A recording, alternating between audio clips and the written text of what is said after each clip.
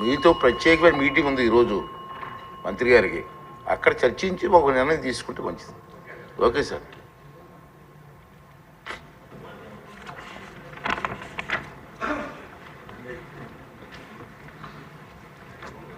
నమస్కారం అధ్యక్ష. రాష్ట్రంలో నిత్యావసర సరుకుల ధరలు పెరుగుతున్న విషయం వాస్తవం అధ్యక్ష.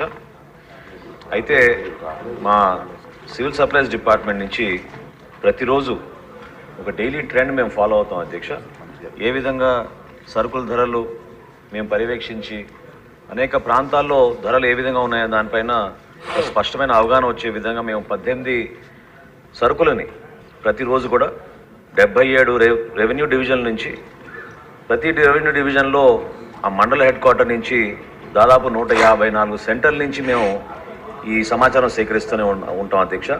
ఎకనామిక్స్ అండ్ స్టాటిస్టిక్స్ డిపార్ట్మెంట్ దీనికి సహకరిస్తుంది. కూరగాయల విషయంలో మార్కెటింగ్ శాఖ కూడా ప్రతిరోజు ఈ ధరల గురించి సేకరిస్తూ ఉంటారు అధ్యక్ష. దీంతో పాటు కేంద్ర ప్రభుత్వం కూడా ఒక యాప్ డిజైన్ చేశారు అధ్యక్ష.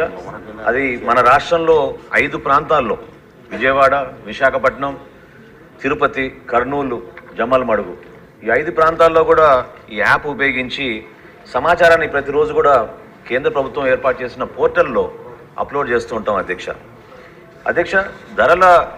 పెరుగుదలని అరికట్టడానికి మేము తీసుకున్న కొన్ని చర్యల గురించి గౌరవ సభ్యులందరూ కూడా వివరించాలి అధ్యక్ష. ఎందుకంటే మన ప్రభుత్వం వచ్చిన తర్వాత ముఖ్యమంత్రి గారు ఇది చాలా కీలకమైన అంశం. దీని గురించి మార్కెటింగ్ శాఖ మరియు సివిల్ సప్లై శాఖ ఇద్దరు కూడా కూర్చుని మాట్లాడి రాష్ట్రంలో వినియోగదారులకి ఇబ్బంది కలగకుండా మనం వెసులుబాటు కల్పించాలని ఆయన ఆదేశాల మేరకు జూలై 8వ తారీఖున ఒక మీటింగ్ ఏర్పాటు చేశాం అధ్యక్ష. ఈ సమావేశంలో హోల్సేల్ డీలర్స్, బిగ్ రీటైలర్స్ అధ్యక్ష, అంటే మన డిమార్ట్, రిలయన్స్ వంటి పెద్ద సంస్థలను కూడా ఆహ్వానించి వివిధ జిల్లాల నుంచి రైస్ మిల్లర్స్ అసోసియేషన్, అదేవిధంగా ఏపీ ఛాంబర్ ఆఫ్ కామర్స్ నుంచి అక్కడున్న గౌరవ సభ్యులందరినీ కూడా ఆహ్వానించి రాష్ట్ర వ్యాప్తంగా మన ప్రభుత్వం వచ్చిన తర్వాత కొన్ని చర్యలు తీసుకోవాల్సిన అవసరం ఖచ్చితంగా ఉంది. ప్రజలకి వెసులుబాటు మనం కల్పించాలనే ఆలోచనతోటి వాళ్ళతో చర్చించినప్పుడు వాళ్ళందరూ కూడా అంగీకరించి ప్రత్యేకంగా మనం కొన్ని సరుకుల పైన వాళ్ళు రాష్ట్ర వ్యాప్తంగా ఒకే రేటు తీసుకొస్తామనే ఆలోచన వాళ్ళు కూడా అంగీకరించారు అధ్యక్ష. అందులో భాగంగా రెడ్ గ్రామ్ విషయంలో దేశవాళీ అనే ఒక వెరైటీ ఉంటుంది అధ్యక్ష. దాన్ని 181 రూపాయలు ప్రస్తుతం ఆ రోజున రాష్ట్రంలో అమ్ముతూ ఉంటే చిత్తూరు నుంచి శ్రీకాకుళం వరకు ఒకే రేట్లో 160 రూపాయలు పర్ కిలో చొప్పున కందిపప్పును అమ్ముదామని ఆ రోజు ఒక నిర్ణయానికి వచ్చాం అధ్యక్ష. అదేవిధంగా steam rice super fine variety Sona Masuri అంటారు అధ్యక్ష. అది 55 రూపాయలు 85 పైసలు ఉంటే ఆ రైస్ని కూడా వాళ్ళు 49 రూపాయలకి అమ్మడానికి అంగీకరించారు.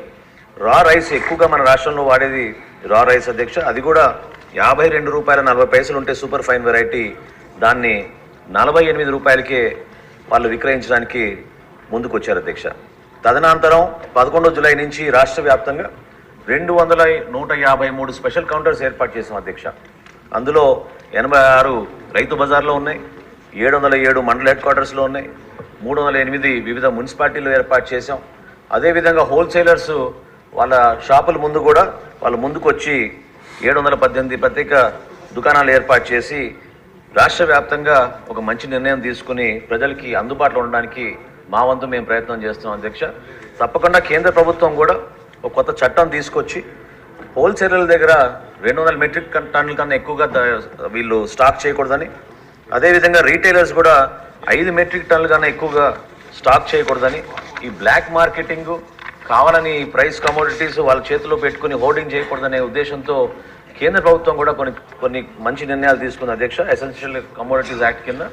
కాబట్టి తప్పకుండా మేము మాటిస్తున్నాం అధ్యక్ష, రాష్ట్ర వ్యాప్తంగా గతంలో ఎప్పుడు లేని విధంగా ఒక మంచి వాతావరణంలో రీటైలర్స్ తోటి హోల్సేలర్స్ అందరితో కూర్చుని రాష్ట్ర ప్రభుత్వం నుంచి మేము అందించాల్సిన సహాయం వారికి తప్పకుండా అందించి వినియోగదారుడికి ఉపయోగపడే విధంగా ఈ రేట్లు కూడా ఖచ్చితంగా అందుబాటులో ఉండేటట్టు మన ప్రభుత్వం చర్యలు తీసుకుంటుంది అధ్యక్ష. క్వశ్చన్ నెంబర్ 120 హౌసింగ్ మినిస్టర్ గారు. అధ్యక్ష, ఏ ప్రశ్నకు జవాబు లేదండి. ఈ ప్రశ్నకు